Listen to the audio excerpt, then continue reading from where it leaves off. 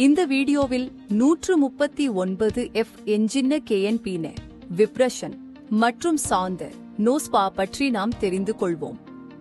KNP குறைவு இருந்தால் என்ன நடக்கும்? நீங்கள் 5 முதல் 6 மணி நேரம் தொடர்ந்து பயன்படுத்தினால் முதுகுவலி ஏற்படும் சாத்தியமுள்ளது. ಎಂಜಿನ್ ಗನ್ ಮಟ್ಟ ಚೆನ್ನಾಗಿಲ್ದಿದ್ರೆ KNPN ಹೆಚ್ಚು ಇರುತ್ತೆ. KNPN ಹೆಚ್ಚು ಇದ್ದರೆ ಬೆನ್ನು ನೋವು ಬರುವ ಸಾಧ್ಯತೆ ಜಾಸ್ತಿ. ಆದ್ರೆ ಉತ್ತಮ ಗುಣಮಟ್ಟದ ಎಂಜಿನ್ ಬಳಸಿದ್ರೆ KNPN ಮತ್ತು ಸ್ಪೀಡ್ ಎರಡೂ ಕಡಿಮೆ ಇರುತ್ತವೆ. ಹೀಗಾಗಿ ಬೆನ್ನು ನೋವು ಬರುವ ಸಾಧ್ಯತೆ ತುಂಬಾ ಕಡಿಮೆ. ನಾವು ಇಲ್ಲಿ ಬೈಕ್ ಡೆಂತ್ ಕಾರ್ಬ್ಯೂರೇಟರ್ ಅನ್ನು ಬಳಸಿದ್ದೇವೆ. ಇಂದಿನ ತಿಂಗಳಲ್ಲಿ ಪೆಟ್ರೋಲ್ ಉಳಿತಾಯ ತುಂಬಾ ಮುಖ್ಯ. ಅದರಿಂದ ನೀವು ಬಳಸಿದ ಹಣವನ್ನು ಉಳಿಸಬಹುದು. ಇದು ಬೈಕ್ ಡೆಂತ್ ಐಂದರ್ಸ್ಲಿಂಗ್ ಕಾರ್ಬ್ಯೂರೇಟರ್. ಪೆಟ್ರೋಲ್ ಸೇವಿಂಗ್ ಆಗಿ ಇದನ್ನು ಬಳಸಲಾಗಿದೆ. 1 ಲೀಟರ್ ಪೆಟ್ರೋಲ್ಗೆ ಕನಿಷ್ಠ 4 ರಿಂದ 5 ಗಂಟೆಗಳವರೆಗೆ ಸ್ಪ್ರೇ ಮಾಡಬಹುದು. ಇದು ಅದ್ಭುತ ಮೈಲೇಜ್. ಮುಂದಿನ ವೈಶಿಷ್ಟ್ಯ ಇಸಿ ಸ್ಟಾರ್ಟ್.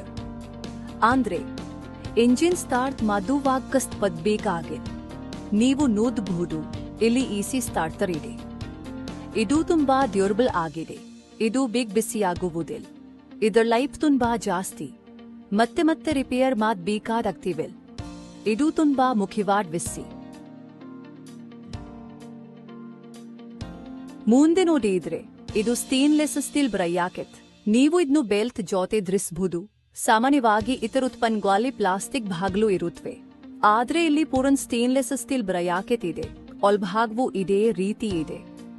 ತಿಯಾಂಕೆ ಹಾನಿಯಾದ್ರೆ ಪೂರ್ಣ ತಿಯಾಂಕ್ ಬದಲಾಯಿಸುವ ಅಗತ್ಯವಿಲ್ಲ. ಈ ಭಾಗವನ್ನು ಮಾತ್ರ ಬದಲಾಯಿಸಬಹುದು. ಇದರಿಂದ ನೀವು ಹಣವನ್ನು ಉಳಿಸಬಹುದು. ಪೂರ್ಣ ತಿಯಾಂಕ್ ರಿಪ್ಲೇಸ್ ಮಾಡುವ ಅಗತ್ಯವಿಲ್ಲ. ಮುಂದಿಂದು ಬೆಲ್ಟ್. ನಾವು ಹೆವಿ ಕ್ವಾಲಿಟಿ ಕಯೂಸನ್ ಬೆಲ್ಟ್ ಅನ್ನು ಬಳಸಿದ್ದೇವೆ.